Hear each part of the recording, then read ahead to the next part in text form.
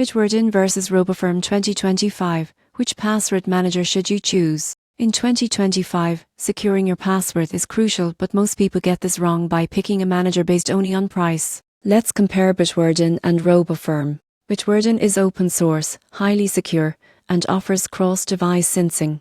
You won't believe what happens next. It includes password generation, breach monitoring, and two-factor authentication, all at a very low subscription cost. RoboFirm has been around longer and provides advanced form filling alongside password management.